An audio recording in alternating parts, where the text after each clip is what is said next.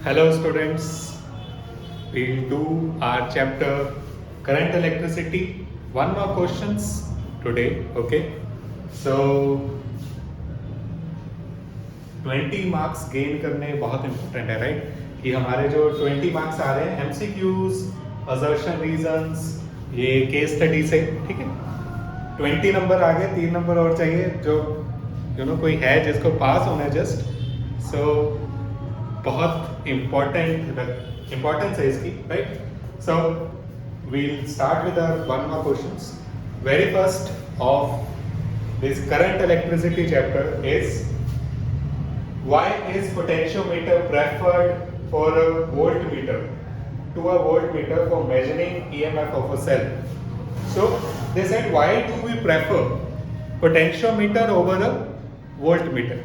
So if you have gone through the experiment or the practical in your lab potentiometer या Wheatstone bridge वाला, so what do you observe there that you are given with a jockey, ठीक है एक ऐसी pen होता है stylus होता है so you are given with a jockey and what do you point at different levels या different points of the wire कब तक जब तक गैल्वेनोमीटर पे रीडिंग जीरो ना आ जाए ठीक है एंड गैल्वेनोमीटर क्या शो कर रहा है हमें current so what we are doing there we are making the current zero in a galvanometer क्यों सो इसके लिए थोड़ा basics my always preference is to give the most detailed answer ठीक है ताकि तुम्हें बेसिक्स क्लियर हो ठीक है और बेसिक्स से ही फिजिक्स है राइट तो इसके लिए है एक एक्सप्रेशन लिख रहा हूं that what is difference between EMF and terminal voltage So, very first, what is battery? Battery is a device जो chemical energy को electrical energy में convert कर रही है. So it just convert chemical energy into electrical one, right? अब chemical energy means कि उसमें हम सब में केमिस्ट्री में कर लिया अब तो कि पिछले साल भी किया है कि इलेक्ट्रोलिटिक सॉल्यूशन होता है इलेक्ट्रोलाइट्स होते हैं सो उसमें आयंस ट्रेवल करते हैं राइट आयंस ट्रेवल करते हैं तो पोटेंशियल डिफरेंस के कारण वो हमारी बैटरी बनती है ना तो अब जब आयंस ट्रेवल करेंगे वो कोलाइड नहीं करेंगे अगर कोलाइड करेंगे तो क्या उनमें जो करंट है वो कम नहीं होगा जरूर होगा राइट सो क्या होता है कि बैटरी के अंदर ही जब आयंस ट्रेवल करते हैं हम तो बाहर की बात करते हैं ना कि बाहर इलेक्ट्रॉन्स मूव कर रहे हैं इलेक्ट्रॉन्स के मोशन के कारण रेजिस्टेंस उसमें आती है और करंट डिक्रीज होता है सो अब हम बात कर रहे हैं करंट डिक्रीज जो हो रहा है सर्किट के अंदर बैटरी के अंदर ठीक है सो ऐसी रेजिस्टेंस जो बैटरी में इनबिल्ट होती है that is called internal resistance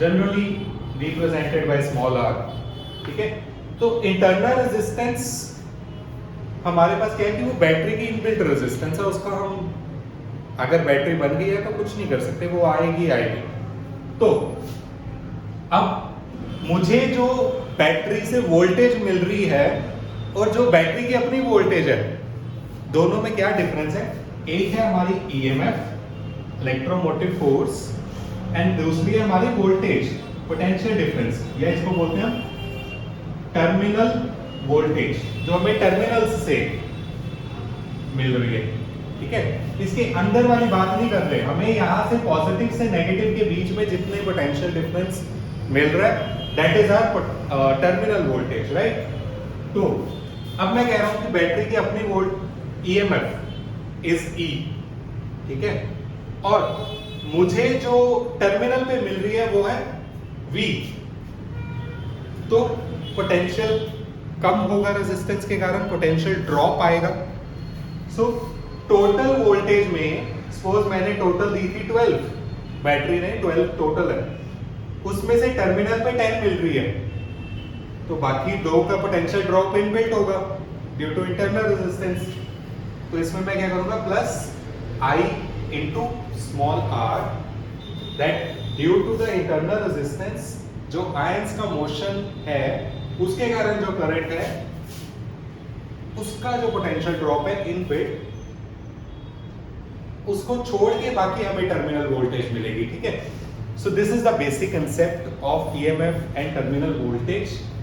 अब क्वेश्चन था हमारा कि why do we prefer the potentiometer over the voltmeter. So in this, as I already said, you are given with the jockey, जो तुम वायर पे ऐसे ऐसे क्या करोगे, डिफरेंट जगह पे जो उसको कैलिब्रेट करोगे, उसको देखोगे कि कहां पे गैल्वेनोमीटर करंट 0 दे रहा है। सो अगर करंट 0 हो गया तो मुझे क्या मिलेगा, ईएमएफ ऑफ द सेल। तो यही क्वेश्चन है। ठीक है, सो ये कंसेप्ट याद रखना है, थोड़ा सा लंबा चला गया बट ये कंसेप्ट आगे बहुत जगह यूज होगा। ठीक है, so the question was why is potentiometer preferred to the voltmeter for measuring EMF of the cell, not terminal voltage। ठीक है, तो ये एक रिलेशन है कि because in potentiometer the current taken और the current in the circuit is 0, that's why its internal resistance would be 0 and we'll just get the EMF। clear? ठीक है, so if I read the answer, EMF measured by the potentiometer is more accurate because the cell is open circuit with no current। ठीक है, with no current। okay, why is, second question, why is copper not used for making potentiometer wire? okay, very good example। I mean कि हम जो potentiometer में wire use करते हैं, अगर तुमने देखी हो, ये होती है मैग्नेट की, नॉट कॉपर। ठीक है, क्यों? Because there is a thing you must have done in, अच्छा 10th में भी किया अगर याद हो, कि रेजिस्टेंस किस किस फैक्टर में डिपेंड करती है। सो resistance depend directly on the length, resistance depend directly on the, not directly, inversely on the area. ठीक है, एंड इसको हटा के हमने कहा था is equal to rho L by A, where indirectly rho depend upon the nature of substance and temperature। ठीक है, इन दो चीजों पे भी रेजिस्टेंस डिपेंड करती है। तो टोटल 4 चीजें हैं। One is length of the conductor, area of cross section of the conductor, the nature of conductor and temperature. कि मैंने सपोज कॉपर लिया है, सिल्वर लिया है, रबर लिया है, कौन सा लिया है, उसकी अपनी, हर किसी की अपने नेचर की अपनी रेजिस्टेंस होगी। ठीक है, and third and most important thing for this question is temperature dependence. So resistance temperature पे से भी वेरी करती है। फॉर एग्जांपल इन मेटल अगर मैं टेम्परेचर इंक्रीज कर रहा हूं, so due to the increase in temperature, thermal energy to the metal will increase, and due to increase in thermal energy, the kinetic energy will increase, the electron will start moving randomly। ठीक है, कि वो ज्यादा energy के कारण मोर fastly move करेंगे, ज्यादा collide करेंगे। ठीक है, मोर रैंडम मोशन होगा, और जितना ज्यादा कोलिजन होगा उतनी रेजिस्टेंस ज्यादा होगी, करंट कम हो जाएगा। ठीक है, so if we increase the temperature, resistance भी इंक्रीज हो रही है मेटल में। ठीक है, सेमीकंडक्टर में उल्टा होता है। सो द बेसिक थिंग कि टेम्परेचर पे डिपेंड करता है। अब अगर मैं पोटेंशियोमीटर एक ऐसी वायर का बनाऊं जिसमें रेजिस्टेंस जो है वो टेम्परेचर के साथ बहुत इजीली वेरी करती है। सो अगर मैंने मॉर्निंग में रिएक्शन कह रहा हूँ, अपनी कैलकुलेशन स्टार्ट की। ठीक है, सो मैंने मॉर्निंग में की कैलकुलेशन, मैंने देखा मॉर्निंग में टेम्परेचर था मे बी 20 डिग्री सेल्सियस, तो मेरा रेजिस्टेंस कुछ और आई है, उसके कारण मेरे सारे रिजल्ट्स कुछ और आएंगे। और अगर मैंने उसको नून में किया सो वो टेम्परेचर था सपोज 30 या 35, so due to that change in temperature resistance change होगी, मेरे आंसर चेंज हो गए। इवनिंग में देखा फिर आंसर चेंज हो गए, नाइट में देखा फिर आंसर चेंज हो गए। Do I want that kind of device जो मुझे एक्यूरेट रिजल्ट ही ना दे? ठीक है, so no, I want a material जिसका टेम्परेचर कॉफिशिएंट जो है वो कम हो, दैट मीन्स उसकी रेजिस्टेंस जो है वो टेम्परेचर के साथ ज्यादा वेरी ना करे, right? And in case of copper what happens कि इसका कॉफिशिएंट ऑफ टेम्परेचर जो है वो हाई है, जिसके कारण ये सेंसिटिव है टेम्परेचर के लिए, और जितना टेम्परेचर चेंज होगा उतनी ये बेसिकली इसकी रेजिस्टेंस भी वेरी कर जाएगी और हमारी रीडिंग्स वेरी कर जाएंगी, तो हम ये यूज नहीं करेंगे। ठीक है, we use magnet. So if I read the answer, question was why do we do not use copper in making of potentiometer? Answer is the resistivity of copper increases with rise in temperature, hence it is not preferred. So one and the same thing कि उसकी resistivity temperature dependent है, temperature पे बहुत जल्दी change होती है। Okay, दो question कर लिए। वेरी फर्स्ट, पोटेंशियोमीटर ही क्यों यूज करते हैं? बिकॉज उसमें नल पॉइंट आ जाता है, null point means current zero. Second, हम कॉपर क्यों नहीं यूज करते? टेम्परेचर कोएफिशिएंट के कारण, राइट? ओके, सो चैप्टर समझ आना शुरू होगा तुम्हें, है ना, कि ये चीजें होती हैं हमारी लाइफ में। इन सारी चीजों के कारण हमारे जो एक्सपेरिमेंट है वो कितने अच्छी तरह से हो रहे हैं। ठीक है, कि हर चीज एक सोच समझ के बनी होती है या हमने बनाई होती है।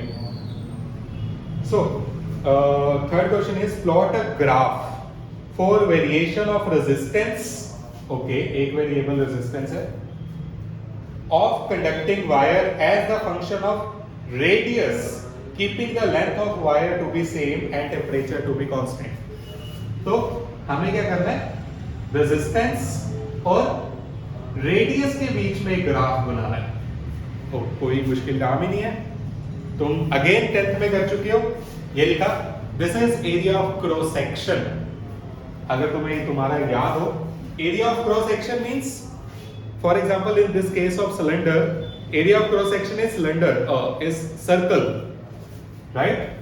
कि सपोज ये मेरे पास एक सिलेंडर है, इसको मैं यहां से कट कर लूं, ठीक? चाहे मैं इसको यहां से कट करूं, चाहे मैं यहां से कट करूं, हर जगह से इसका जो एरिया रहेगा क्रॉस सेक्शनल वो सेम होगा। ठीक है, सिमिलरली सपोज मेरे पास एक ऐसा क्यूबॉइड है, ठीक? इसको मैं क्या करूं? ऐसे कट कर लूं, ठीक है, जैसे तुम्हारे ब्रेड के पीसेस हैं। तो हर जगह पे ये स्क्वायर या रेक्टेंगल, अगर क्यूब है तो स्क्वायर, क्यूबॉइड में रेक्टेंगल, ये एरिया सेम रहेगा मेरा। ठीक है, and this is my cross sectional area जहां से वो क्रॉस करेगा। फॉर एग्जांपल अगर मैं कहूं एक पाइप है सिलिंड्रिकल, तो उसमें से वाटर किस जगह से क्रॉस करेगा? वो सर्कुलर पाथ में से क्रॉस करेगा, right? So if it is circular, तो सर्कल का एरिया बताना है। एरिया ऑफ सिलेंडर नहीं है ये, cross sectional. So it would B R is rho L by pi r square, and they said temperature constant है, nature constant है, ये कांस्टेंट हो गया, लेंथ कांस्टेंट होगी, and R is equal to constant, ये भी कांस्टेंट है, upon R square। So constant की जगह डायरेक्टली का साइन लगा दूं, this would be our required equation. इसके accordingly I have to plot a graph, and the graph would be like, अगर यहां पे रेजिस्टेंस रख लूं, यहां पे रेडियस। सो अगर मैं रेडियस जो है वो सपोज 0 है, रेडियस 0 है तो रेजिस्टेंस इनफाइनाइट हो जाएगी। मींस जैसे मैं जीरो को अप्रोच कर रहा हूं, रेडियस को, रेजिस्टेंस इनफाइनाइट हो रही है। इनफाइनाइट को हम प्लॉट नहीं कर सकते, तो ये इसके क्लोज जाती जाएगी, ठीक है। आइसमटोट बोलते हैं इसको, कि उसको अप्रोच करती जाएगी। फिर जब ये इंफिनिटी हो रही है, ये बढ़ते बढ़ते इनफाइनाइट होगी, तो 1 by infinity zero, means resistance zero को अप्रोच कर रही है। फिर so it would be zero को अप्रोच, तो कुछ ऐसा ग्राफ हमारे पास बनेगा यहाँ पे, ठीक है। तो this is our a graph between the radius of the wire and the resistance. Okay, now question number 4, VI graph for two metal wire of at different temperature T1 and T2 are shown in the given figure. Which of the two temperature is higher and why? So हमें बताना है कि कौन सा temperature इस graph के accordingly, T1 और T2 के अकॉर्डिंगली ज्यादा है। हमें टेम्परेचर नहीं कहा, उन्होंने सिर्फ ये कहा कि एक T1 है, एक T2 है, ठीक है। और ये है हमारा ग्राफ, VI ग्राफ।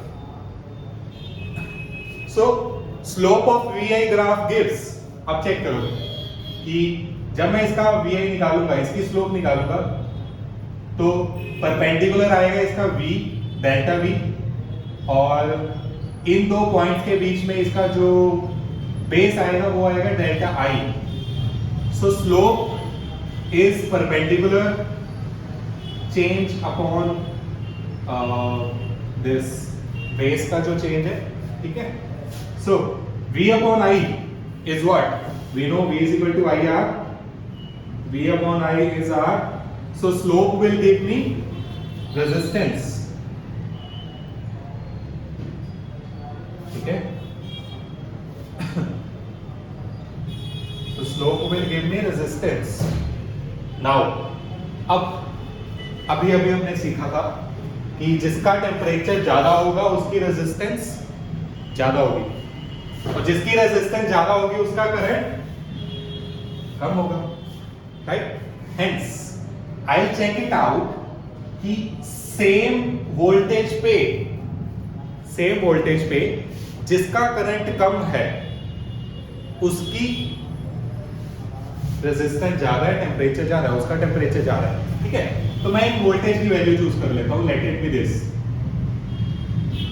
ठीक है। इस वैल्यू पे इसकी ये V वैल्यू है, करंट है I1, इसका करंट है I2।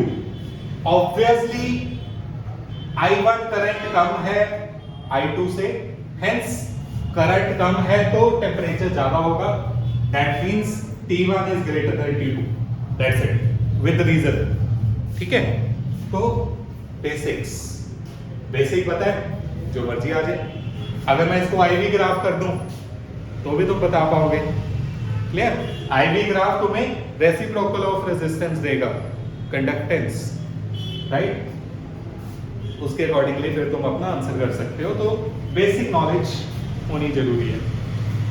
Then next question, the EMF of a cell is always, EMF of a cell is always greater than its terminal voltage, why, give reason. बताने की जरूरत है नहीं बट चलो, हमने एग्जांपल ही ऐसे ली थी, मैंने कहा था ये 12 है, ये 10 है, ये 2 है। सो EMF बड़ी है वोल्टेज से, टर्मिनल वोल्टेज से, क्यों, ये रीजन है भाई, ये एक्सप्रेशन बता देना है। इसमें से हमने कह देना कि whenever we connect the battery to a circuit, it takes some current and due to that current terminal voltage जो है हमारी वो डेफिनेटली कम होगी, because the sum of the terminal voltage and the means product of IR is EMF, ठीक है। So the answer is the current always flow from higher potential to lower potential to produce the current to an external circuit, the EMF must be greater than the terminal voltage, that is the potential difference depend upon the external, ठीक। तो हम basically इसी way में समझा देंगे, okay. Otherwise decide कि current के flow होने के लिए हमें higher potential to lower potential होना चाहिए हमेशा, यूनिवर्स का लॉ है, हमेशा चीजें स्पॉन्टेनियसली जो है वो lower higher potential to lower potential flow करती है, ठीक है। सो ये हायर होगा तभी ईएमएफ ज्यादा होगा, तभी वो टर्मिनल वोल्टेज जो है वो फ्लो करेगी। Clear? Okay, next question number 6। What are you are given with 3 constant wire P, Q and R of length and area of cross section। तो 3 वायर्स गिवन है हमें P, Q, R of length and area of cross section to be L and A,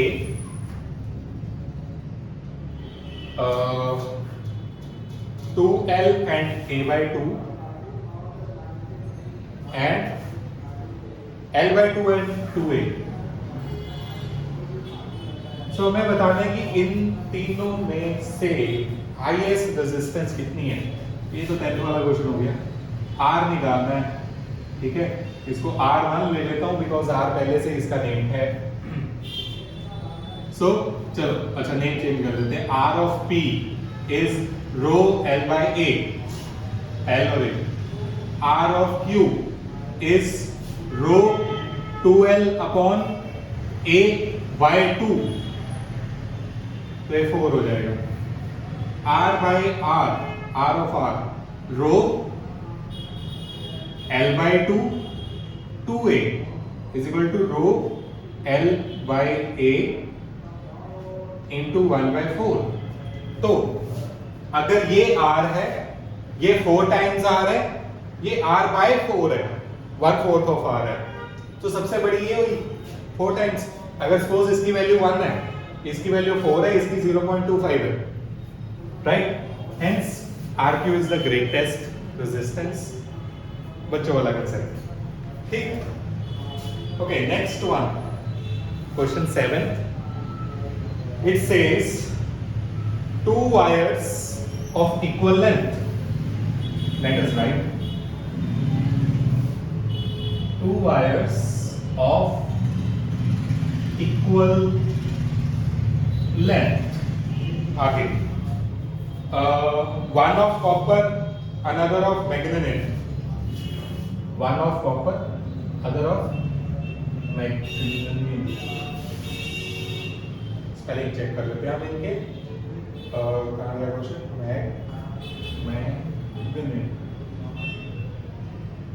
Okay, so one is of copper, other is of manganese, have the same resistance। Okay, L1 L2 L के equal है, R1 R2 R के equal है, दोनों की resistance भी equal है, length भी equal है। Question says which wire is more thicker, ठीक है, कौन सी ज्यादा वाली थिक है। ओके, जनरल लिखते हैं, फिर मैं बिना सॉल्व किए हम ये निकाल सकते हैं। R is row L by A, ठीक। सो जिसकी रेजिस्टेंस ज्यादा होगी उसका एरिया ऑफ क्रॉस सेक्शन कम होगा, ठीक है। सो हमारे पास, हम इसमें से अब निकालते हैं कि कैसे ये वेरी कर रहे हैं। रेजिस्टेंस दोनों की सेम है बेसिकली, जिसकी रेजिस्टिविटी ज्यादा होगी, ठीक, उतना उसका एरिया ऑफ क्रॉस सेक्शन भी ज्यादा होगा। निकाल लो, अगर मैं निकाल लेते हैं। उन्होंने कहा R, मैं बहुत सिंपल काम करता हूं, R A upon L is rho, ठीक है, सिंपलेस्ट काम करते हैं।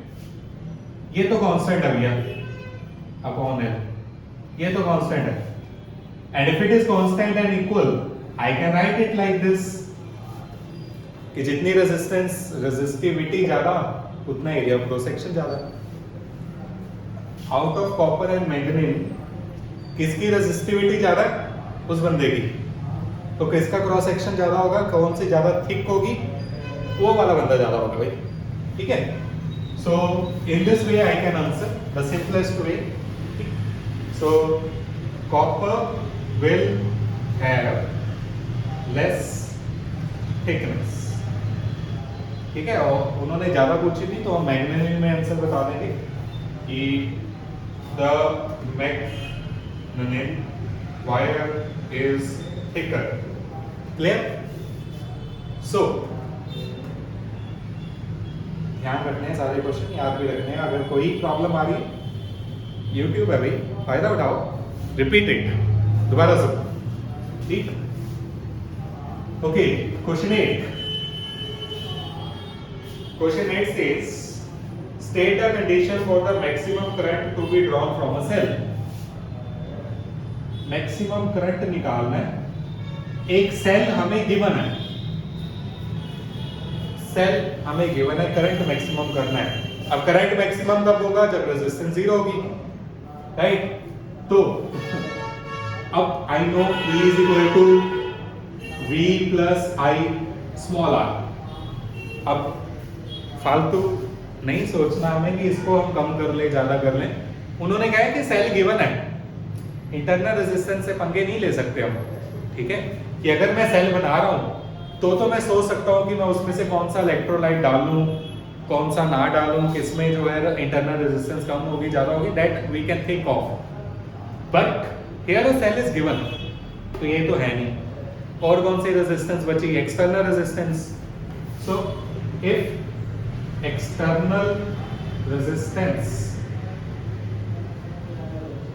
is less, current is more, but they said maximum तो तभी होगा, ये 0 कर दो भाई।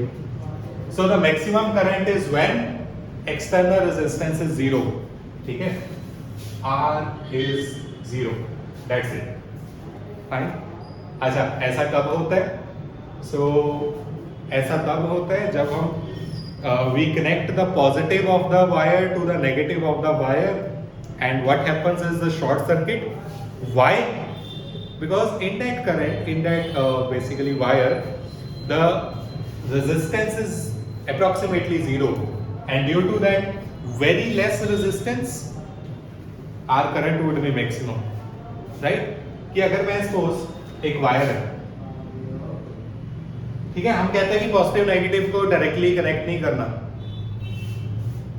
अगर मैं बीच में रेजिस्टर लगा रहा हूं या बल्ब लगा रहा हूं, ठीक है, ये मेरे पास रेजिस्टर पड़ा था, ये बैटरी थी, ठीक है, ये रेजिस्टर है, ये बैटरी है, मैं इनको कनेक्ट कर दूं, अभी भी तो पॉजिटिव और नेगेटिव कांटेक्ट में ही आए, बट यहां कोई ब्लास्ट नहीं हुआ, यहां कोई शॉर्ट सर्किट नहीं हुआ।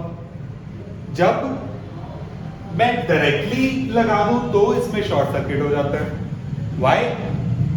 Because in this case there is resistance, जिसके कारण करंट कम फ्लो होता है। But when we connect them directly, then due to the high current and least resistance, वो हमारे पास शॉर्ट सर्किट होता है। समझ रहे? ठीक है, okay, next thing, question number 9, state the condition when the terminal potential difference is equal to EMF। Erase हो गया, ये रहा, हमें इन दोनों को इक्वल करना है। कब होगा? जब ये 0 आ जाएगा, वेरी सिंपल, ठीक है? सो EMF is equal to the terminal potential if the current drawn from the battery is 0, for example in our potentiometer, ठीक है? चलो आगे, question 10। Okay, so in the question 10 we are given with the graph, ठीक है? It is a graph between current and voltage.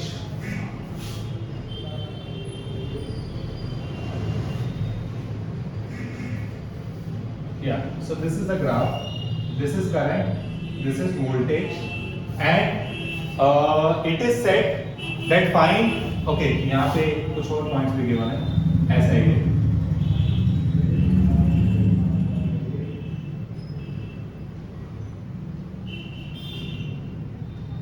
ठीक है, ऐसा ही है। सो A, B, C, D, E, F, सो ऐसे हमें क्या गिवन है यहाँ पे कुछ पॉइंट्स गिवन है। दे सेड ये है हमारे पास गैलियम आर्सेनाइड, एक सेमीकंडक्टर है, ठीक है। सेमीकंडक्टर ओम्स लॉ ओबे नहीं करता। सो दे सेड कि इसमें से बताओ कि नेगेटिव रेजिस्टेंस कब आ रही है। नेगेटिव रेजिस्टेंस इज करंट का डिक्रीज होना, सॉरी रेजिस्टेंस का डिक्रीज होना। तो जहां पे रेजिस्टेंस डिक्रीज करेगी वहां पे नेगेटिव है, मतलब DE। फिर उन्होंने कहा वो पोर्शन बताओ, वो रीजन बताओ जिसमें ओम्स लॉ ओबे हो रहे हैं, ठीक। सो सिंपल क्वेश्चन था, सिर्फ ग्राफ से देख के एक थोड़ा सा IQ वाला बंदा, ठीक है, मींस जो थोड़ा इन चीजों को समझता है, ग्राफ को समझता है, वो भी आंसर कर सकता है, चाहे उसको करंट के बारे में नहीं भी पता, ठीक है, चाहे उसको एक ग्राफ के बारे में नहीं भी पता। नेगेटिव नीचे जा रहा है, नेगेटिव के केस में ये आ जाएगा। ओम के लिए तो तुम्हें ओम्स लॉ पता होना चाहिए, फाइन। चलो ये क्वेश्चन था। Then next question is define electrical conductivity and its unit. तो कंडक्टिविटी बताने से पहले I would like to explain the resistivity, ठीक है। Then I will come over that conductivity also. Resistivity by rho, ठीक है। So basically we said R is equal to rho L by A, right? Now what is this resistivity? It is basically a constant, right? And if it is a constant, that means इसको define करना पड़ेगा। And इसका define कैसे था?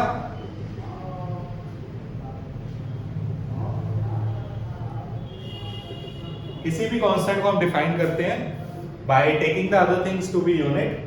सो I said resistivity, ठीक है, इसको ध्यान से, मैं सिर्फ मैथ्स को इंग्लिश में कन्वर्ट कर रहा हूं। रेजिस्टिविटी इज रेजिस्टेंस व्हेन या of conductor of unit length and unit area of cross section, right. कि एक ऐसे कंडक्टर की जिसकी लेंथ 1 मीटर है, area of cross section 1 metre square है या यूनिट है, ठीक है, जोन से भी यूनिट्स में हम डील कर रहे हैं। मैं अगर मीटर में कर रहा हूं तो मीटर की बात करूंगा। 1 मीटर स्क्वायर है, उस कंडक्टर की जितनी भी रेजिस्टेंस है एक लेंथ और 1 मीटर स्क्वायर में, वो रेजिस्टिविटी है, ठीक है। So it is a constant thing for basically जो हमारे पास एक मटेरियल, ठीक है, कि एक यूनिट लेंथ और unit area of cross section, अगर ये क्यूबॉइड है, ठीक है, इतने से लेंथ और एरिया की जितनी भी रेजिस्टेंस होगी वो रेजिस्टिविटी है। अब यहां पे भी लेंथ और एरिया कितनी होगी, इसकी भी सेम होगी, इसकी भी सेम होगी, इसकी भी सेम, इसकी भी सेम। कि यूनिट एरिया में जितनी भी रेजिस्टेंस है यूनिट लेंथ की, वो रेजिस्टिविटी है, ठीक है। मींस अगर मैं कहूं कि मैं लेंथ बढ़ा दूं, रेजिस्टेंस चेंज होगी। अगर लेंथ डबल कर दी, रेजिस्टेंस चेंज होगी, हाँ रेजिस्टेंस डबल हो जाएगी। पर लेंथ को डबल करने से रेजिस्टिविटी चेंज होगी? नो, बिकॉज यहां पे लेंथ प्री डिफाइंड है, 1 मीटर की देखनी है, तो 1 मीटर चाहे यहां देख लो, चाहे यहां देख लो, चाहे 10 मीटर में 1 मीटर देख लो, चाहे 50 मीटर में 1 मीटर देख लो, ठीक है। सो रेजिस्टिविटी लेंथ पे डिपेंड नहीं करती, resistivity area of cross section पे डिपेंड नहीं करती, रेजिस्टिविटी डिपेंड करती है नेचर ऑफ मटेरियल, टेम्परेचर पे, right. So this is resistivity, it is the basically resistance of unit length and unit area of cross section. और यहां से अगर मैं रेजिस्टिविटी के यूनिट्स निकालूं, it would be rho is RA by L, which is rho के resistance के होते हैं ohm, meter square upon meter, 1 metre है, ये रो के हैं, ठीक है। अब कंडक्टिविटी, जितनी किसी कंडक्टर में रुकावट होगी per unit length per unit area, वो रेजिस्टिविटी है, ठीक है। जितना उसमें फ्लो करेगा per unit length per unit area में, एरिया ऑफ क्रॉस सेक्शन में, वो कंडक्टिविटी है, ठीक है। सो सिग्मा इज 1/ρ, ठीक है। कि अगर मैं कह रहा हूं कि रेजिस्टिविटी उस सब्सटेंस की सपोज 10 है तो कंडक्टिविटी 1/10 है। यूनिटरी मेथड लगाया गया है कि जैसे हम करते हैं ना कि 5 चीजें 10 रुपए की हैं, एक चीज कितने की होगी, 2 की, वैसे ही रेजिस्टिविटी अगर इतने की है, कंडक्टिविटी कितनी होगी, 1/ρ की। क्लियर? तो ये हमारा यूनिटरी मेथड से आया है। फिर उन्होंने मांगे हैं इसके ऐसा यूनिट। सो इसका उल्टा कर देते हैं, रो के होते हैं रो मीटर, ओम मीटर। सो इसके हो जाएंगे ओम इनवर्स, मीटर इनवर्स। फिर ओम इनवर्स को हम साइन भी बोलते हैं, तो sign 1 metre inverse.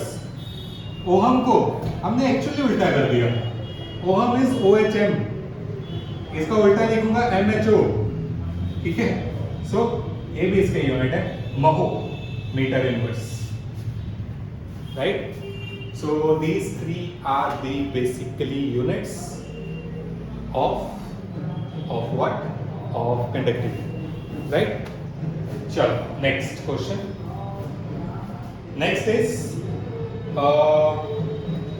when electron drift in the metal from lower potential to higher potential, does it mean that all the free electron of metal are moving in the same direction? तो उन्होंने कहा कि हम एक electrons हैं, metal में electrons हैं, we are moving them from one place to another. चलो मान लेता हूं ऐसे जाके, ठीक है, ऐसे।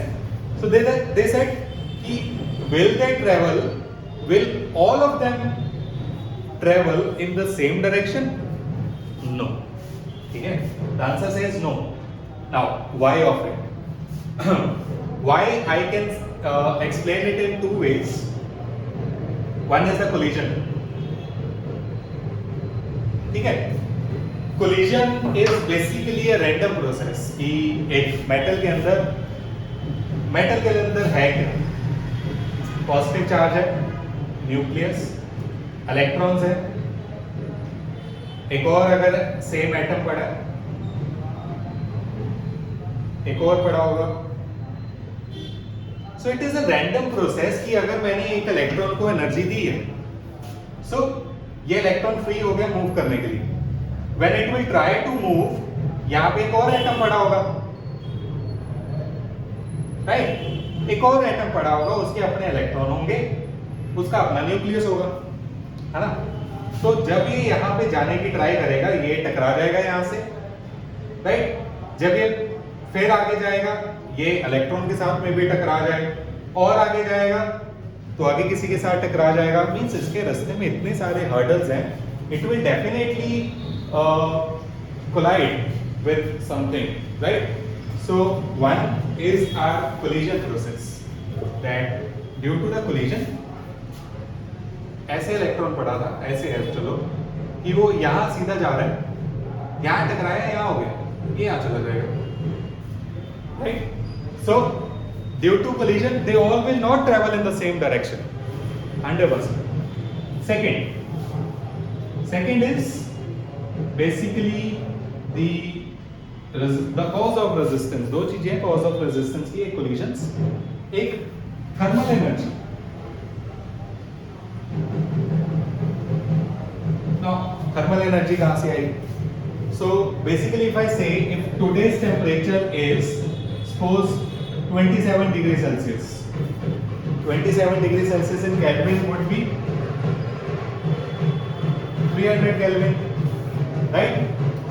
That truly means कि अगर मैं बात करूं absolute zero, so absolute zero is 0 Kelvin, which is minus 273 degrees Celsius, right?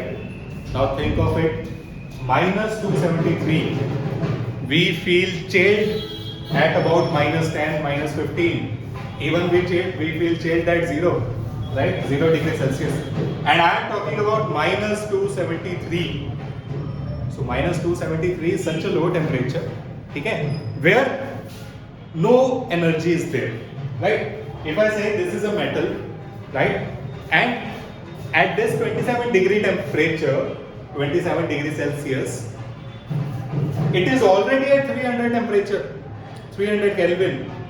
So इसके कारण इसके पास तो बहुत ज्यादा एनर्जी है, हीट एनर्जी, थर्मल एनर्जी, ठीक है, and that thermal energy is basically, अगर मैं कहूँ कि सपोज मेरे पास एक मेटल सरफेस है, मैं उसको हीट कर रहा हूँ और किसी को उसके ऊपर खड़ा कर दूँ, कूदना शुरू हो जाएगा, ठीक है. सिमिलरली इलेक्ट्रॉन्स भी कूद रहे हैं उसमें. Electrons are also moving due to this thermal energy. They have their kinetic energy due to this thermal energy. And जितनी किनेटिक जितनी थर्मल एनर्जी ज्यादा होगी, उतना random motion which is called thermal velocity, उतनी थर्मल वेलोसिटी ज्यादा होगी, ठीक है. सो थर्मल वेलोसिटी के कारण उनका रैंडम मोशन होगा. इसके ये कहेगा कि मेरे पास एनर्जी है, मैं क्यों तेरे इन्फ्लुएंस में चलूं, मैं अपने इन्फ्लुएंस में रहूंगा. तो सारे स्ट्रेट नहीं जाएंगे, थर्मल एनर्जी के कारण अपनी अपनी एनर्जी से भी मूव करेंगे वो, राइट. ढोल की तरफ ध्यान नहीं देना चाहता. We can't do anything for this. So, yeah. So, basic resistance का कॉज भी यही है, ठीक है. थर्मल वेलोसिटी, उनकी रैंडम मोशन के कारण दे कोलाइड एंड करंट कम होगा. करंट के कम होने से हमारी रेजिस्टेंस ज्यादा हो जाएगी, ठीक है. यहाँ रेजिस्टेंस ज्यादा होगी, करंट कम होगा. One and the same. So ये रीजन था कि वो सेम डायरेक्शन में सारे मूव नहीं करते. ओके, चलो नेक्स्ट क्वेश्चन इज